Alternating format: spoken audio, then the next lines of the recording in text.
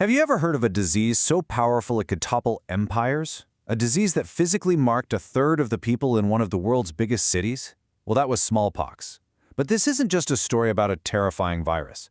It's also a story about a huge risk, a brilliant observation, and a scientific breakthrough that literally changed the world. This is the story of the very first vaccine.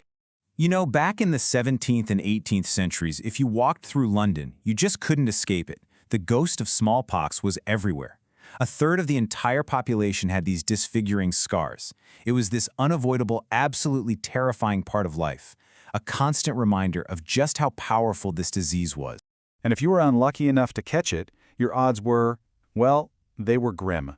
We're not talking about a small chance here. We're talking a staggering 20 to 40% mortality rate. Just think about that.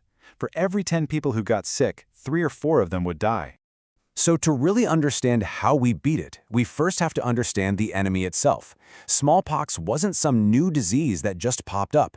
It was an ancient foe that had been plaguing humanity for thousands of years. I mean, its history goes back millennia, with evidence found all the way back in ancient Egypt. By the year 910, a physician named Al-Razi was already writing down detailed descriptions of its awful symptoms. And by the 18th century, it was a dominant force in Europe, a leading cause of not just death, but blindness and permanent scarring too. The toll it took was just staggering. Even if you were one of the lucky ones who survived, you're often left with these deep, pitted scars for life. The virus could even attack your eyes, causing blindness. And the illness itself? It was agonizing, with these pus-filled blisters covering your entire body. It was a truly, truly devastating disease. But people are resilient, right? We didn't just accept our fate, we fought back. And the first weapon we came up with was a really dangerous one. A method that was literally like fighting fire with fire. It all started with a really simple but totally profound observation. If you got smallpox and survived, you were safe. You wouldn't catch it again. You were immune. This one piece of folk wisdom, this single idea, was the key to everything that came next. The big question was, how could you actually use that knowledge? Well, the answer was something called variolation, and the idea sounds completely crazy today. You would deliberately infect a healthy person with material taken from a mild case of smallpox. The hope was that they'd get a much less severe illness, survive, and then be immune for life. It was a massive, massive gamble. Now, this practice was championed in England by this incredible woman, Lady Mary Montagu. She had seen it being used in the Ottoman Empire and was so convinced it could work that she had her own daughter variolated right in front of reporters just to get the word out. So why on earth would people take that risk? Well, it was all about a grim calculation. You could either face a 20 to 40% chance of dying from catching smallpox naturally, or you could take your chances with variolation, which had about a 12% mortality rate. It was far from perfect, but it was the best shot they had. But a better, much safer solution was just around the corner. And the secret didn't come from a fancy court or a lab, but from the countryside, from a simple piece of folklore that people called the milkmaid's secret. There was this surgeon, his name was Edward Jenner, and he kept hearing this rumor from local milkmaids. They all said the same thing. If you've had cowpox, which was a really mild disease they caught from cows, you just won't get smallpox. This wasn't some high-minded scientific theory. It was just an observation from people's everyday lives. Jenner decided he had to put this to the test. So in 1796, he conducted this famous, and let's be honest, ethically very questionable experiment. He took material from a cowpox sore and put it into the arm of an 8-year-old boy.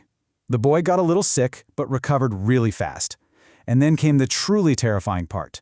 Jenner deliberately exposed the boy to smallpox. The result? Absolutely nothing.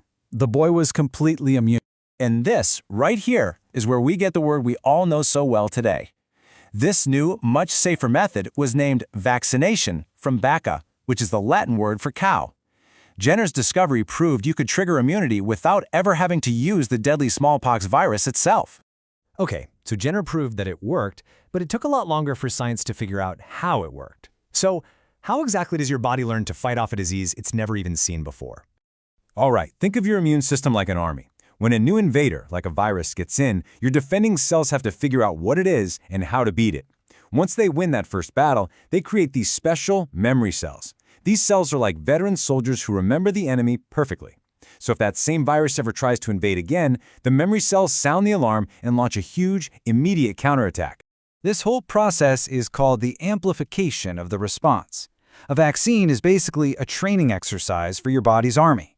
It introduces a safe, weakened version of the enemy, letting your immune system build up those memory cells without having to fight a full-blown war. That's why the real infection can't ever get a foothold. So, what was the ultimate result of Jenner's incredible discovery? Well, its legacy is so huge, it's almost impossible to overstate. Through a massive global vaccination effort, humanity did something that had never been done before. We completely wiped a disease off the face of the earth. Smallpox, that ancient monster, now only exists in 2 highly secure laboratories. We won. And the basic idea? Training the immune system? It's become one of the most powerful tools in all of medical history. Polio, tetanus, measles, whooping cough. The list goes on. These diseases used to kill or disable millions. Now, for the most part, they're controlled, all thanks to the science of immunization. But this brings up a really interesting question. With all the horrible diseases out there, why was smallpox the first one we were able to completely conquer? Well, it really was a perfect storm of the right conditions. First, the threat was constant, so it was always there to be studied. Second, the immunity was just so obvious, you could clearly see that survivors didn't get sick again. But the last, most crucial piece of the puzzle was really a gift from nature, the cowpox virus, which just happened to be a safe, ready-made vaccine. The journey from a simple rumor among milkmaids to the total eradication of a global killer is one of the greatest stories in science. It just goes to show that a single brilliant idea can truly change everything. And it leaves you wondering what seemingly small observation today could be the thing that leads to the next great medical breakthrough tomorrow.